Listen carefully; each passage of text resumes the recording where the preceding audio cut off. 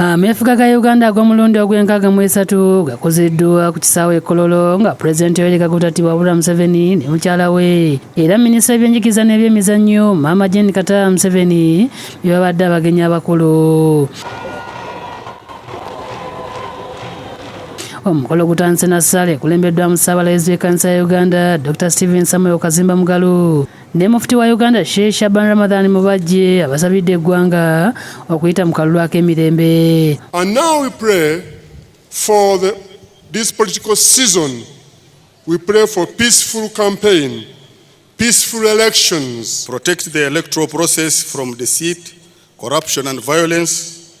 Inspire citizens to fulfill their civil duty with sincerity and wisdom. Mu kwogerako eri eggwanga ku meefuga gano, Pulezidenti Museveni ayise mu lugendo lwa Uganda gy'evudde bukyanga efuna bwetwaze ng'ennaku z'omwezi 9 omwezi ogw'Ekkumi mwaka gwa 1962. Ategeeza nti Uganda teyatandika bulungi olw'ebikolwa by'obwannakyemalira ebyali bimaamidde ensi eno n'ekitta abantu kyagambye nti kyafiiramu emitwalo n'emitwalo gy'Abannayuganda naddala mu bitundu eby'eruweero.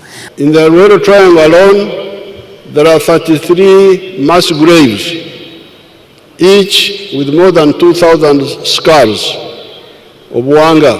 It is from this situation that the NRM rescued Uganda. Museveni ategeeza nti kati ebyenfuna bikulira ku misinde gya bitundu 7 ku 100 era tunatuukira omwaka ogujja mwezi ogw'Omukaaga ebyenfuna bya Uganda gwama bijja kuba bikulidde ddala.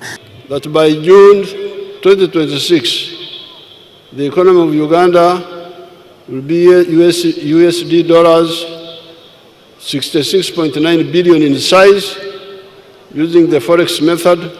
After the flow of oil, the economy will grow by double digits. Asinzidde wanategeeza nti Uganda weetuuse teryasobola kwekiika mu kkubo lyayo kubanga buli kimu kitambula nga bwe yakibala. Tewali wagenda kwekiika mu kkubo lyaffe ery'enkulaakulana.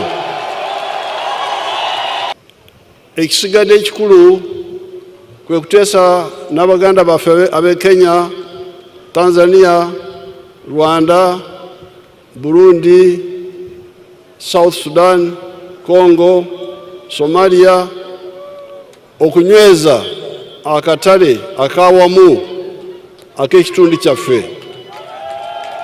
Ono ategeeza eggwanga nti omwaka ogujja Uganda etandika okufulumya amafuta agenda okwongera omuzinzi ogw'amaanyi mu byenfuna by'eggwanga. Fortunately for Uganda, our oil is about to start flowing.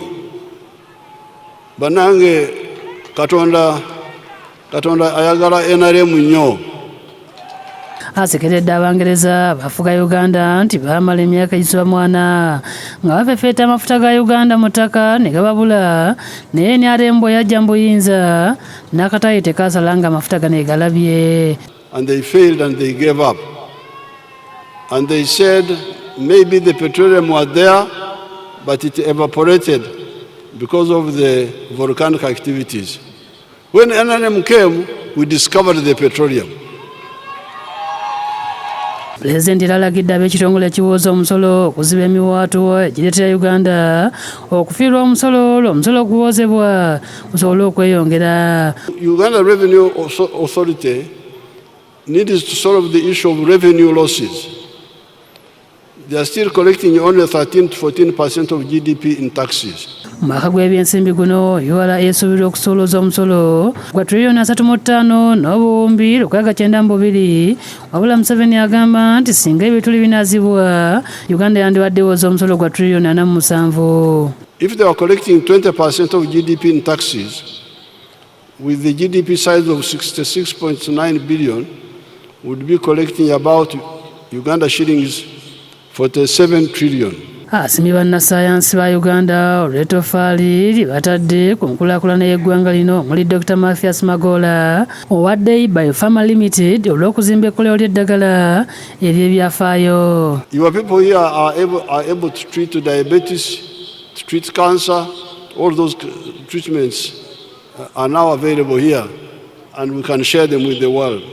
Asimye n'omulimu amatenda okukolebwa eggye lya UPDF mu kukuuma emirembe gy'agamba nti agivuddeko enkulaakulana Uganda gye yeeyagaliramu olwaleero. I need to salute the peace-loving Ugandans and the Uganda People's Defence Forces.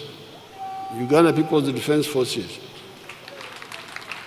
Ayaniriza Colonel Samson Mbande abadde mu buwangamuzi okumala ebbanga eddene ng'ayeekera gavumenti.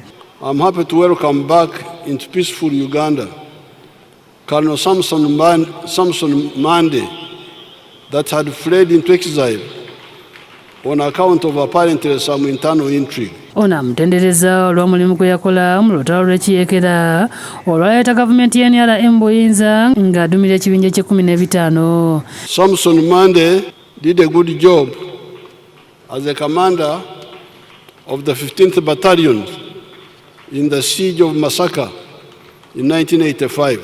Kano Mbande ayogeddeko eri eggwanga n'akakasa nga bwe yeezizza obujja ne yeenenya eby'emabega. And I know that the magnanimous heart of our leader, our dear leader, President Yoweri Museveni, would accept my change of behavior. Thank you very much for accepting me back in my home. Freddy Kajubi yakusakidde eggulu lino ku lwa Bukedde TV.